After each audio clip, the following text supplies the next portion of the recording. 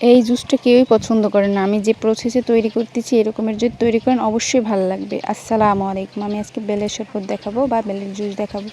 প্রথম আমি বেলটা ফাটিয়ে নিয়েছি এবং মধ্যে যে অংশগুলো থাকে এগুলোকে প্রথমবারই থেতলো করা যাবে না, এগুলোকে চামচ দিয়ে ঘুরিয়ে ঘুরিয়ে আস্তে করে তুলতে হবে। এটাই হচ্ছে মেন ট্রিক্স। দেখুন আমি আস্তে করে তুলে নিলাম। এ পর্যায়ে আমি কি করব, এক একটা করে ফাটিয়ে দেখুন এবং হাফ অংশ নিয়ে নিয়েছি, ফাটিয়ে এইভাবে বিচির যে স্লাইসটা থাকে ওইটাকে আমি একেবারে দেখুন আস্তা বের করে ফেলেছি। বিচির ভিতরে যে লোট থাকে ওইটার কারণে অনেকে খেতে চান না, সেই জন্য টেস্টটা নষ্ট হয়ে যায়।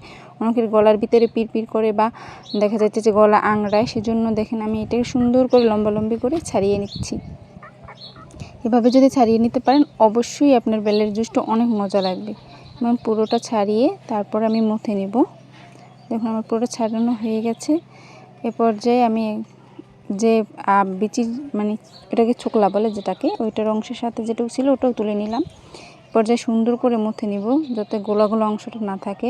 হালকা পানি দিয়ে আবার মথে নিচ্ছি। এ পর্যায়ে আমি এতভাবে মথবো যাতে এটার একেবারে পুরো বিচি অংশগুলো যেন ফেটে যায়। দেখছেন আমি কিভাবে মথে নিচ্ছি, আপনারা এভাবে মথে নেবেন। তারপরে আমি চিপড়িয়ে কিছু অংশ এই করে নিব, আলাদা করে নিব, যেগুলো যে আঁশের মতো আছে যেগুলো দেখছেন, আমি এই আঁশের মতো এগুলো আমি চিপড়ে আলাদা করে নিব। পরক্ষণে এগুলো ধুয়ে পানি দিয়ে দিলেই হয়ে যাবে ছেঁকে।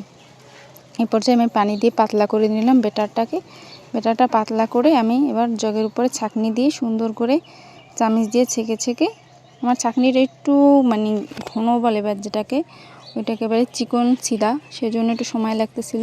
এরকমের করে আপনারা চেপে দিবেন, তাহলে দেখা যাচ্ছে জুসটা এত পরিমাণে মসৃণ হবে কোথাও খেতে গেলে গলায় বাঁধবে না, কিংবা আমি পানি যেভাবে খাচ্ছেন সেভাবেই খেতে পারবেন। আমি সুন্দর করে এটাকে চামচের মাধ্যমে চিপড়ে নিচ্ছি যাতে পুরো আঁশটা থাকে, বাকিটুকু যেন নিচে পড়ে যায় জগের ভিতরে। এভাবে করে আপনারা সুন্দর করে ছেঁকে নেবেন। ছেঁকে নিলে জুসটা অবশ্যই খেতে ভালো লাগে। সামান্য কিছু পরিমাণ দানা আমার বাকি থাকবে, ওইটা আমি পরে সুন্দর করে এটা পানির সাথে একটু পাতলা করে সুন্দর করে আবার ছেঁকে নিলেই দেখা যাচ্ছে ওই যে বেটারের যে বাকিটুকু থেকে যায় ওটু সুন্দর করে ক্লিন হয়ে যাবে। এ পর্যায়ে আমি দিয়ে দিব কিছুটা দেখলে এই চিনি। দেখুন আমার বেটাটা কত সুন্দর মসৃণ হয়েছে। এবার চিনি দিয়ে সুন্দর করে গলে নিব। তারপর চিনিটা গোলানো হয়ে গেলে আপনারা শুধু পরিবেশ করলেই হবে। পরিবেশনটাই হচ্ছে মেন। দেখুন কত সুন্দর একটা স্মুথ বেটারের মতো দেখা যাচ্ছে। এভাবে করে পরিবেশন করুন, অবশ্যই খেতে ভালো লাগবে। আপনারা আমার রেসিপিটি ফলো করে দেখবেন, এভাবে করে বিচিগুলো আলাদা করে নেবেন। যে বেলের শরবত খান অবশ্যই খেয়ে দেখবেন একবার এভাবে করে, অবশ্যই খেতে ভালো লাগবে। কেমন লেগেছে সবাই জানাবেন।